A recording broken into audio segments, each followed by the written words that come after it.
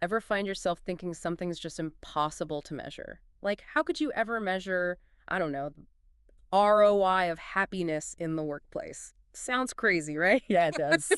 But that's what we're diving into today, how to measure things in business that we usually think of as, well, immeasurable. Right. It's funny how often we just accept these concepts, these intangible things, as being impossible to quantify. We just figure if we can't easily put a number on it, then it's out of reach. Totally. Yeah. So, how do we get a handle on these slippery ideas? Well, our guide for this deep dive is Douglas Hubbard and his book, How to Measure Anything. And he jumps right in with this concept of calibration.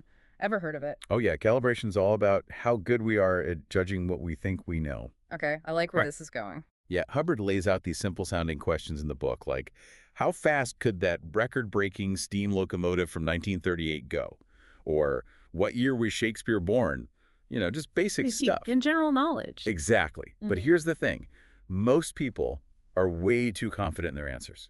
Oh, I see what he's doing. It's like we think we have a much better grip on these random facts than we actually do. Exactly. We overestimate what we know and underestimate the range of possible answers. Hubbard calls this overconfidence bias, and he has a bunch of examples where he actually tested people's knowledge. Fascinating. So it's not enough to just go with our gut. We need a more, I don't know, a more robust system for measuring. Absolutely. And that's where ranges come in, which is a huge takeaway from this book. Hmm. Instead of laser focusing on one specific answer, we can be more accurate and make better decisions by thinking in possibilities. Okay, I like it. Give me an example. How would this ranges thing work in a real business scenario? Sure. Imagine you're trying to figure out the potential market size for a new product.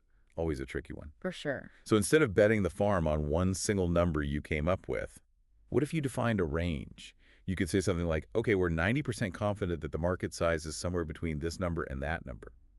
So you're acknowledging there's uncertainty, but you're also creating a framework for making a smarter, more informed decision. That makes a lot of sense. It's like you're drawing boundaries around the unknown instead of pretending it's not there, you know? It just feels a lot more honest and probably a lot more useful for actually making decisions. But this isn't just some pie in the sky theory, right? Hubbard actually backs this up with some real world example. Absolutely. He talks about how during World War II, they used different methods to estimate the number of tanks Germany was producing.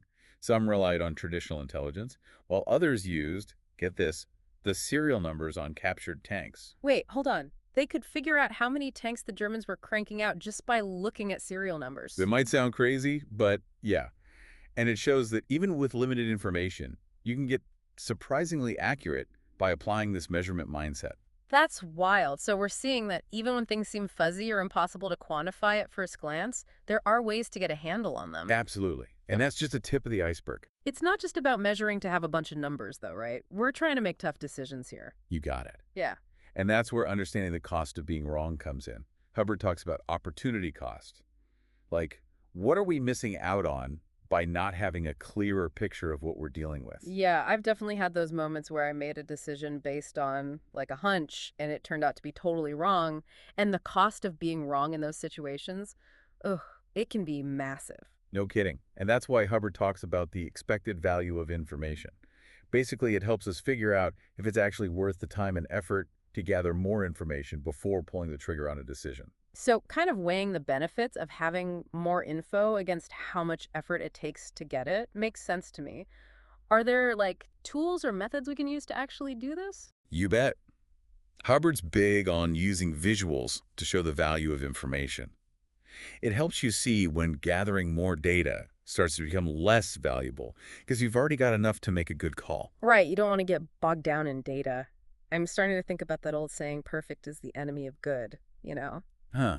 Love that you brought that up because that's 100% the kind of mindset shift Hubbard wants us to have. He calls it measurement inversion. Measurement inversion. Okay, now you've got to tell me more about this. So instead of automatically saying, this is way too hard to measure, you flip the script. You ask yourself, okay, how can I measure this in a way that actually helps me make this decision? You start with the decision you need to make and then work backward to figure out what you need to measure and how you're going to measure it. I like that. It's like instead of letting this idea that something's impossible to measure stop you in your tracks, you take charge. Yes, exactly. It's about being proactive. It's about not getting hung up on the things that might seem impossible to measure and focusing on getting the information you need to move forward. This whole conversation is making me think back to those calibration tests we were talking about earlier. Do those tie into this idea of measurement inversion? They absolutely do. Remember those true or false questions? Like, is Jupiter's great red spot larger than Earth? Those questions are designed to show us that we don't always know as much as we think we do. So those calibration tests are a good way to remind ourselves to take a step back, right? Even when we're sure about something. Exactly. They really highlight our blind spots.